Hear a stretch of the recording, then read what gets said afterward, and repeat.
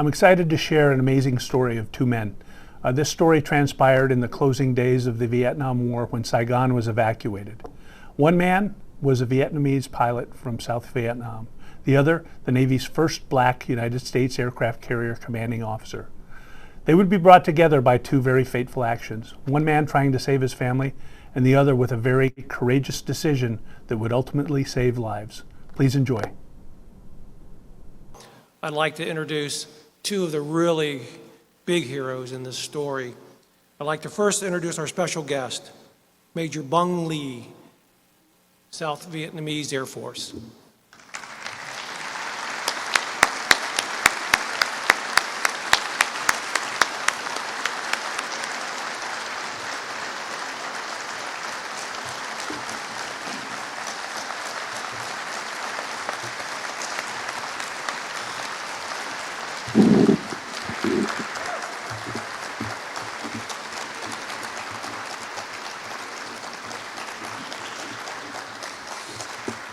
Well, hello everyone.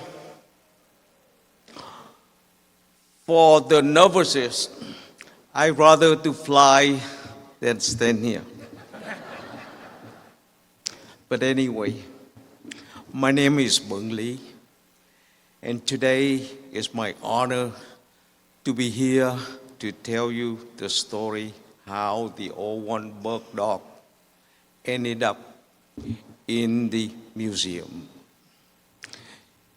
On the April 30th, 1975, when Saigon fell, my life was in danger.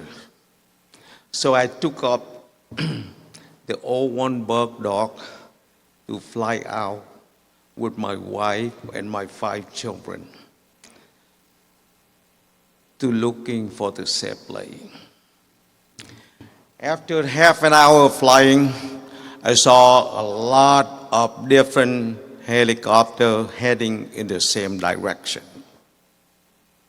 It made me believe they know something out there they can depend on. So I follow in the same direction. Sure enough, a few minutes later, I saw a big boat with a lot of helicopter and American jet. It made me believe that where all the helicopter heading to, and they can depend on.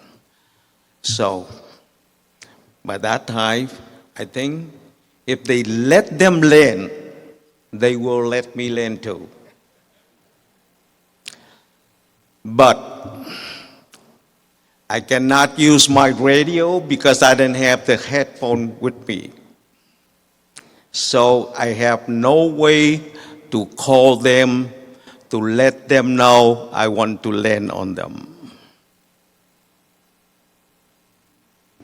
When I told the story this much, my small granddaughter asked me if nobody have the cell phone to use.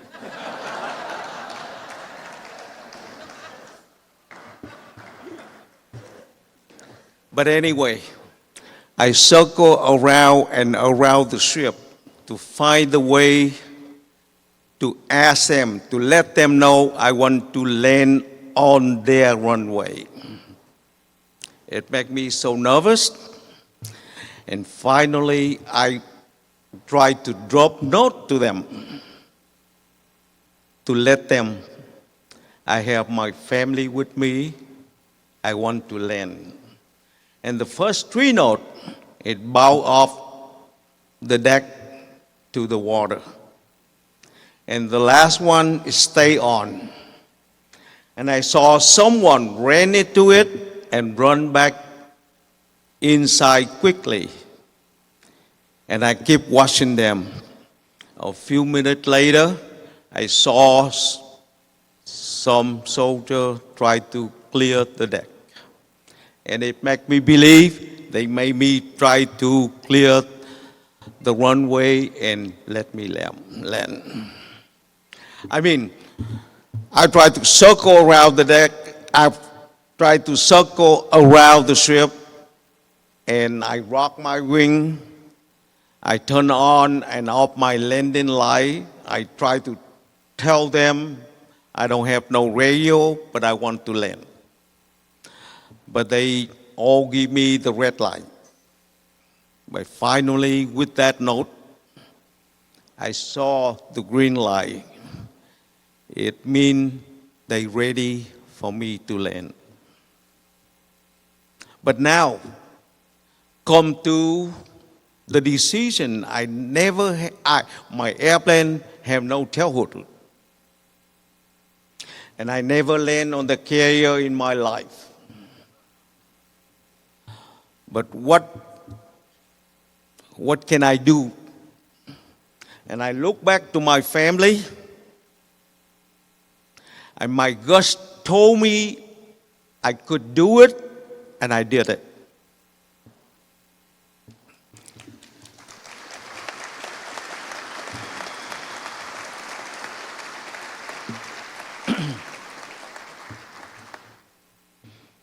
And after my airplane stopped, a lot of sailors surround us with my wife, and they all help my children and my wife off the airplane. And two sailors walked me to inside for the interview. And honestly, I do not remember what they asked me nor what my answer. And then they walked me to the other room. And during that walk, I asked myself, what are they doing to me next? I just lost my country, and now are they trying to remove my pilot license too? But the outcome is different. They welcome me, they congratulate me, and I believe this gentleman gave me a Navy pilot wing.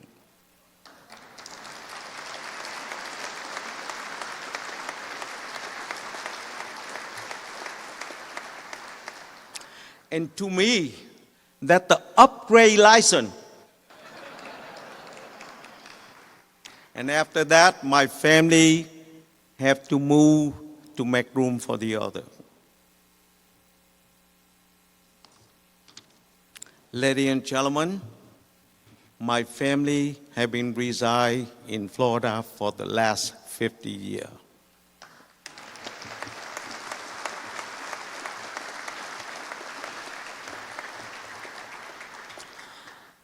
Over this year, a lot of wonderful things happened to my family. My children, my wife, and myself to become a naturalized American citizen.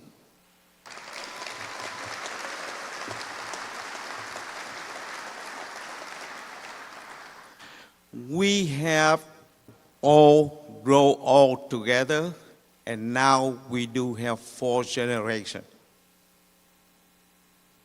And all of this was possible because we have saved by the U.S. Midway in 1975.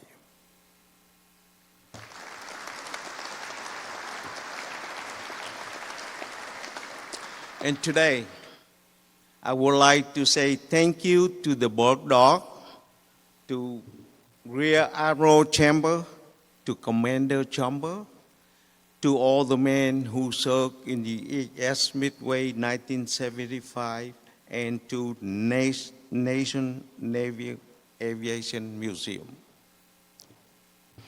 Now to the Board Dog. When my entire family got into her, we overload her. But it seemed she didn't mind.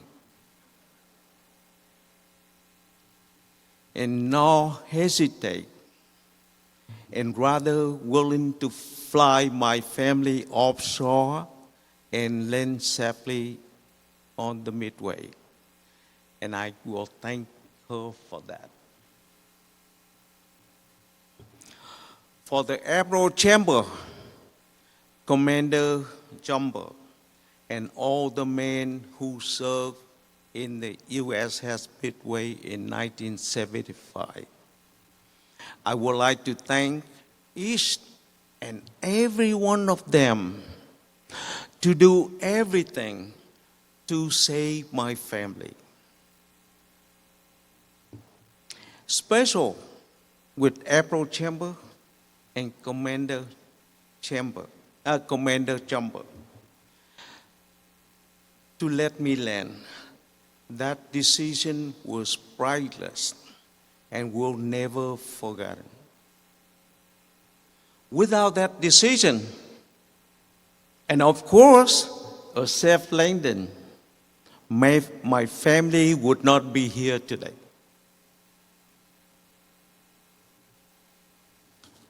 And thank you all for the contribution to my family at that time. And for the National Naval Aviation Museum, thank you for making room and share the O1 bird dog with the entire world. Yes, it's forever on display to be shared with others about the amazing historic journey from Vietnam to New Address, Pensacola, Florida.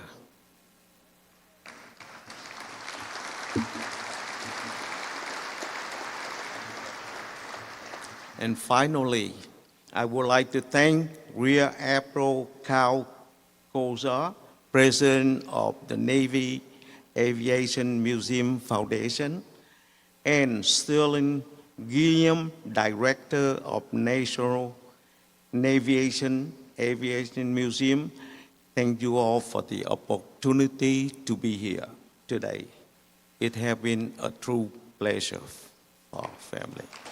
And thank you all very much.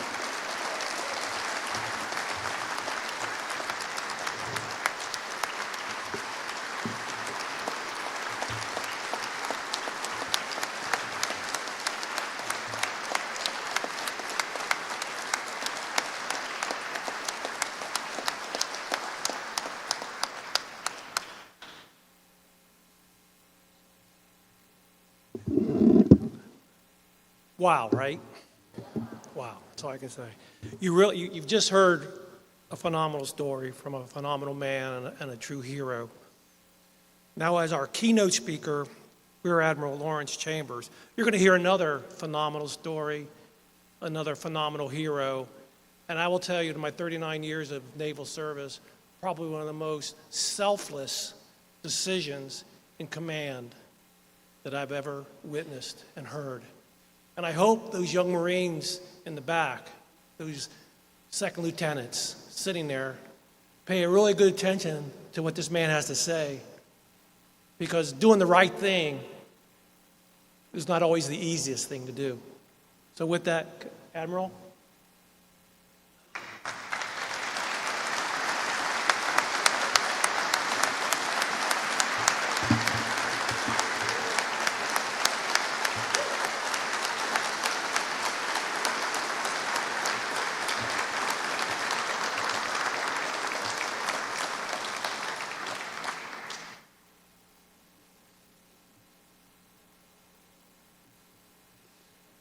I don't know, but everybody stole my speech. I had all of these nice things I was going to say and praise everybody and thank everybody. So I'll do the best I can. You know, it's a lot easier to make a night carrier landing than it is to stand in front of a whole bunch of people and give a speech. I've got 361 night ones. You can have them all back. I didn't make 1,000. I got about 900 and something. And this is the place where it all started. I flew that airplane. I flew that one. I flew that one. I even flew one of those with floats. Does that tell you how old I am? I want to talk to you about those heroic days at the close of the Vietnam War and why that U.S. Army bird dog is hanging in our Naval Air Museum. It all started for me when I took command of Midway in March of 1975. We depart. Say again? Thank you. I should warn you, that's my publicist. Somebody has to keep me honest. But try it again. It all started when I took command of Midway in March of 1975. We departed Yokosuka, Japan on the 28th of March, and you can see that all of this activity happened within my first month of command. We were scheduled for a port call in Subic Bay, Philippines, for routine upkeep and to take on fuel. Rear Admiral Bill Harris, United States Naval Academy class of 48, was embarked in Midway as our strike group commander. He was my boss, and we would soon discover that he was one hell of a tough guy to work for. But just a minor geography lesson. This is a map of the area, and if you look around, I put a little scribe on there for 1,000 nautical miles, and you'll get to see how large the area that we were operating. When we reached port in the Philippines, we were ordered to maintain readiness to get underway in 4 hours. Now, we were scheduled for upkeep, and all of you ship drivers know that if I've got to keep live steam and be ready to get underway in 4 hours, I'm not going to get a hell of a lot of maintenance done. On 18 April, just 3 days into our scheduled 10-day upkeep period, Sink-Pack Fleet ordered Midway to get underway. We recalled the Liberty Party, offloaded all fixed-wing aircraft on the flight deck by crane, dispatched 500 men to leave behind with our beach detachment to take care of the aircraft that we just offloaded.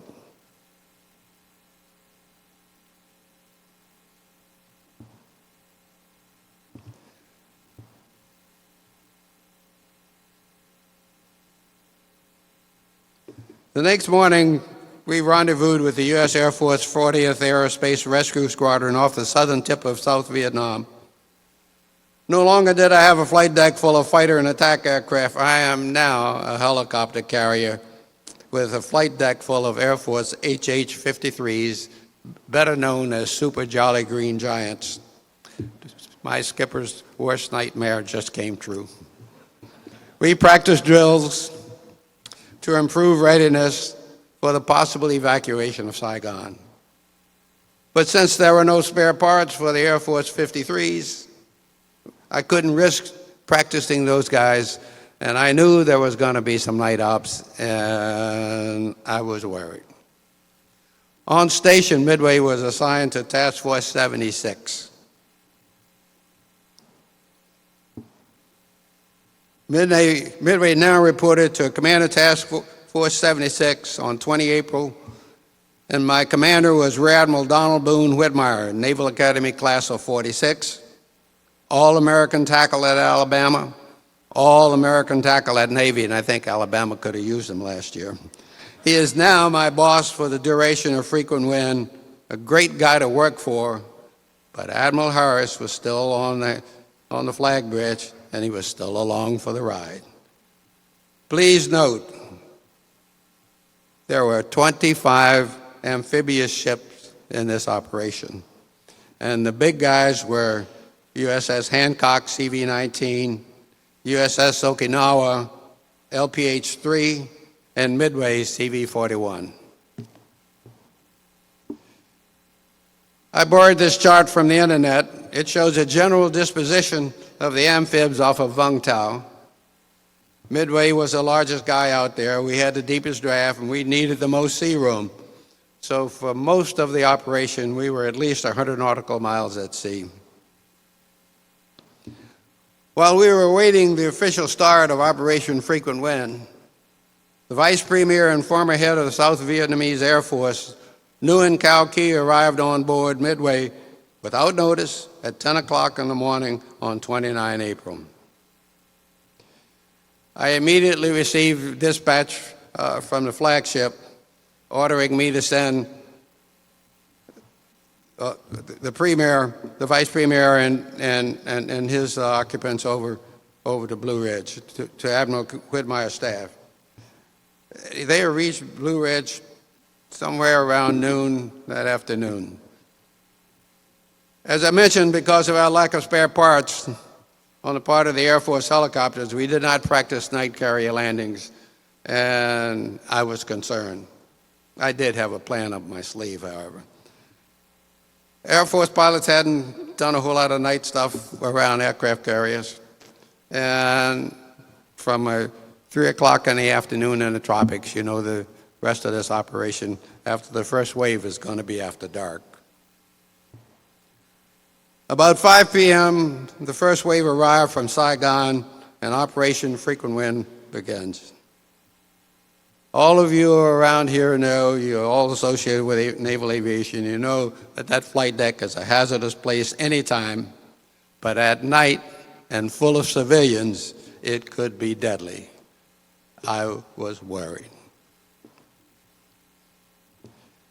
To make sure the chaos was controlled, I authorized Midway's Marine Detachment the use of deadly force if necessary to disarm everyone coming on board.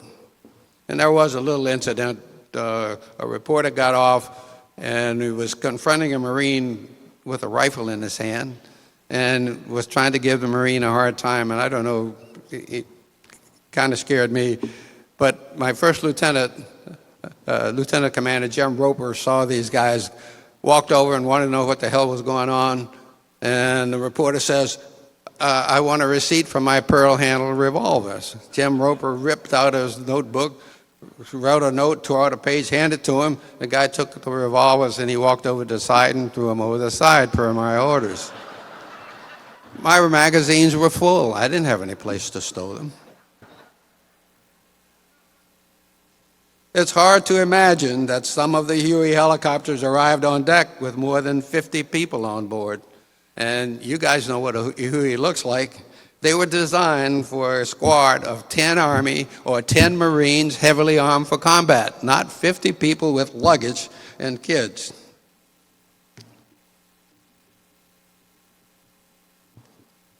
This is the original, oops, thank you.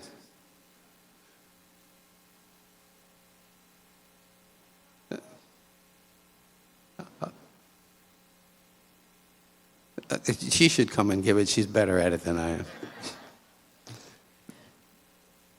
This was original shock and awe, and this little kid surely had his world turned upside down, and as you can see, the family is just as distressed. After we fed we took everybody down to the hangar deck. We examined everybody medically. We fed everybody, and each of those, I had 10 of those big H-53s on board, and they brought on with each trip anywhere from 1,500 to, from 105 to 200 people. And so with 10 of those guys, the first wave gave me over 1,000 people to deal with. But after we fed them and checked them medically, we transferred as many as possible to the other ships in company. Meanwhile, back in Saigon, desperation was mounting. Please note that that helicopter was full, and there's one hell of a fight going on for other people trying to still get on board. The next day, on 30 April, the U.S. Ambassador to South Vietnam, Mr. Graham Martin, was one of the last people to be evacuated from the U.S. Embassy, along with my Naval Academy roommate, Captain Hugh Benton, who was a submariner, and he was a sink pack rep on the ambassador's staff. Other refugees continued to arrive. In the middle of the chaos on day 2, that gentleman back there arrived on the scene. It was obvious to me he wanted to land.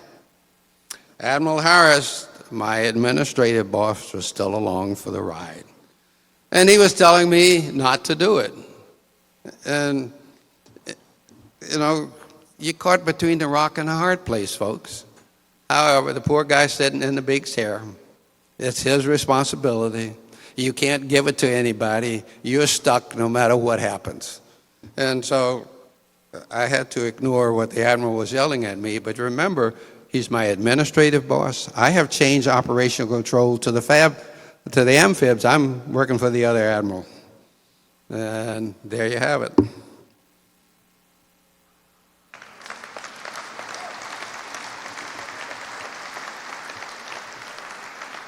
This gentleman back here dropped about 3 notes. They went over the side. I didn't need the notes. I knew what the hell he wanted. He wanted me to clear the deck, give him an opportunity to become a carrier aviator. I finally got a copy of the note. They ran it up to me. It was wrapped in his pistol. The pistol hit the crash truck, and that kept it on board. And it read, "Can you move these helicopter to the other side? I can land on your runway. I can fly 1 hour more. We have enough time. Please rescue me." And it was signed, Major Bung, wife and 5 child. That's a direct quote. And, you know, he didn't have enough gas to make it back to the beach. So what am I going to do? He's circling. The Admiral's yelling at me. I called Vern Jumper, my air boss, and say, "Hey, big guy, we're going to make a ready deck." Vern suggested that I had lost my mind. Now, that wasn't exactly the quote, and I think all of you know who've been fooling around with air bosses, you can imagine what the hell he was saying. I told Vern I was going to give him some help, ordered all Air Wing and Air Department personnel not on watch to report to the flight deck. Well, in addition, the Marines and probably everybody else that wasn't on watch, including the JOs, you know, I had a hangar deck full of tactical airplanes, and I had the pilots on. Those kids didn't have anything to do, so they all showed up on the flight deck to see what the hell was going on. So I had a 2,000-man working party to help Vern Jumper make a ready deck. And the only thing that saved my butt was the engineer was smart enough to make some wheels, anticipating that we were going to have Hueys on board on skids, and there was no way in hell I was going to push into those over the side. No matter how many tractors I pushed behind, rock the tails, put the wheels on them, and we could roll them around. That way we were able to clear the landing area. By the way, Chief Engineer had a little problem because I had given him permission to shut down 4 or 5 boilers for maintenance. I'm operating helicopters. I got natural wind out there. It was slight overcast, light rain, 1,500 foot overcast, and visibility 8 to 10 miles. So I'm operating helicopters. I'm dead in the water, and I still got enough wind that I don't have to worry about the helicopters. But now I got to worry about a guy that wants to come and land on my flight deck.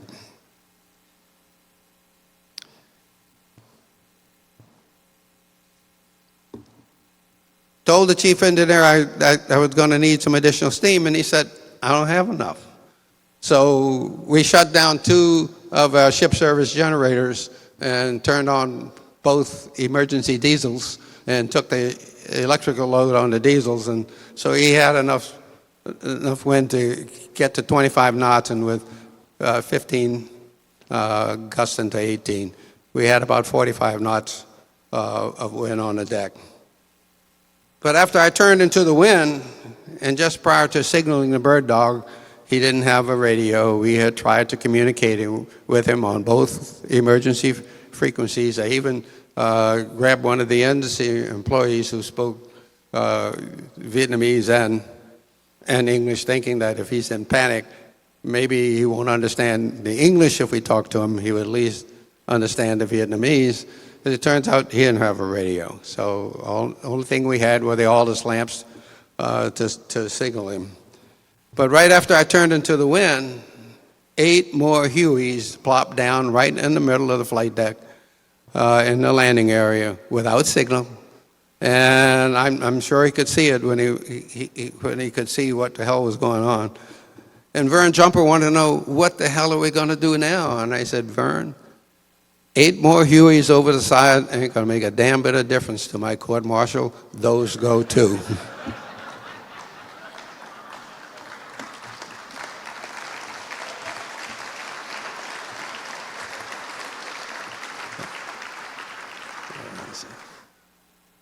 I screwed it up again.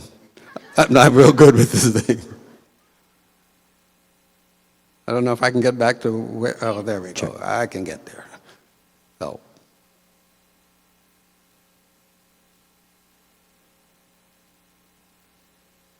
I mean, you know, aviators used to go walk and chew gum. I think there's a little problem here on this flight deck.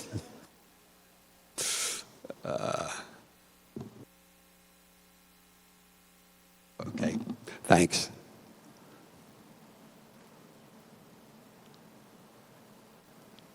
I had a nice presentation prepared. If I could walk and chew gum, you guys would have gotten a damn good presentation.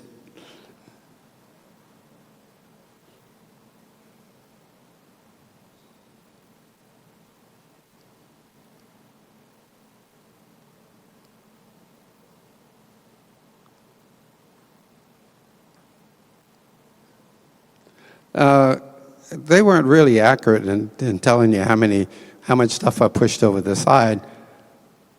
I had a whole lot of stuff over the side. They belonged to the U.S. Army, the U.S. Air Force, the South Vietnamese Air Force, and Air America. Not a single damn thing I pushed over the side had USN on it. And I figured...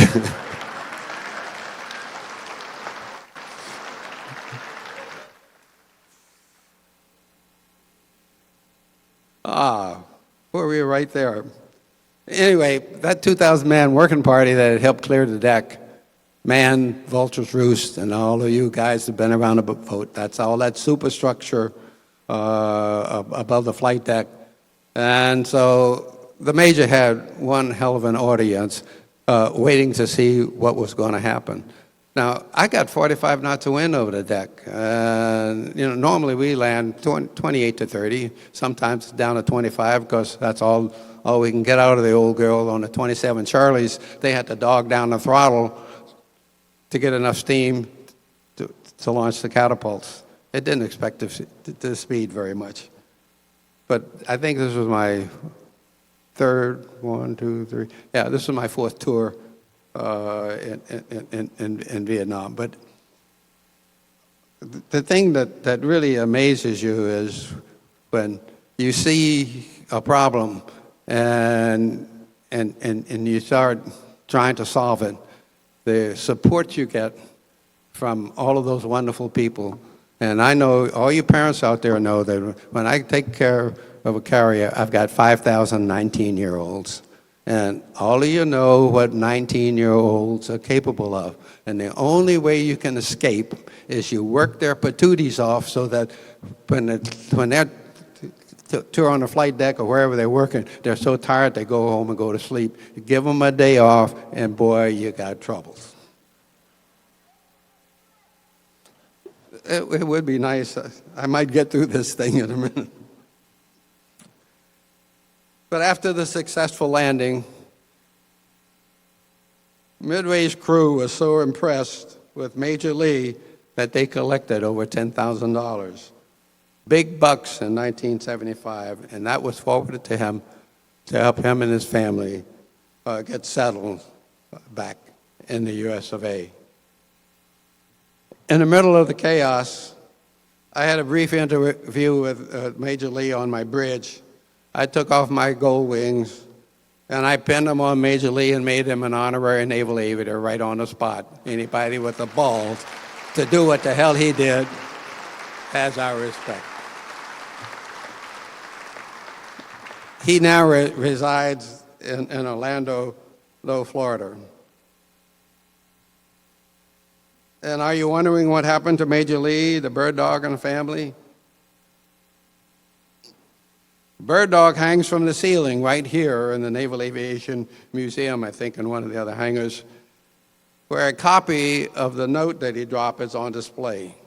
My little brother at that time was Colonel Andy Chambers, and he was horse holder to the Chief Staff of the Army. I sent Andy a note and said, I got this terribly beat up old airplane lying on board.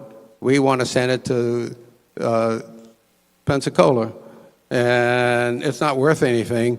And do we have the Army's permission to send it? And I got a note back from Andy saying that the Chief Staff of the Army gave us the Bird Dog. Now, I lied. That airplane was in great shape. But I thought if we told the Army that we had an airplane that was worth anything, that they would never have said yes, that we could have it. A replica is prominently displayed on Midway's hangar deck. Midway displays the actual note. Guess where the actual note was? It was hanging in my library. And somebody ratted on me and told Midway that I had the note. I donated it to the museum. They sent me a museum quality copy of the note. And frankly, I can't tell the difference. In 2014, Major Lee and I were honored at Sun and Fun Air Show in Lakeland, Florida, for outstanding feats in aviation. But let's face it, folks, we know who in the hell performed the outstanding feat. I was just the runway manager.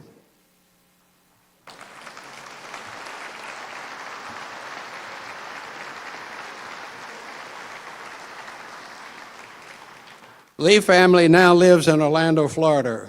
This picture was taken at Sun and Fun Air Show in 2014. Mrs. Lee was there, but her bad back kept her out of the photo. All 5 children became successful professionals, and the Lees now have 8 grandchildren.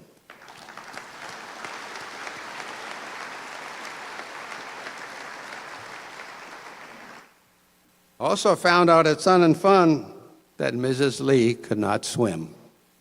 So there was no way in you-know-what that this guy was going to try to ditch that airplane. He was either I was going to give him a place to land or he was going to crash it on board. Thanks to the successful humanitarian efforts of the crew, not only of Midway, but the rest of the amphibs, there are many loyal Vietnamese American citizens in our country today. These brave South Vietnamese patriots and the dedicated sailors and Marines of Midway and Task Force 76 are the real heroes of the helicopter evacuation of Saigon. I am just proud to have been a participant in that historic event.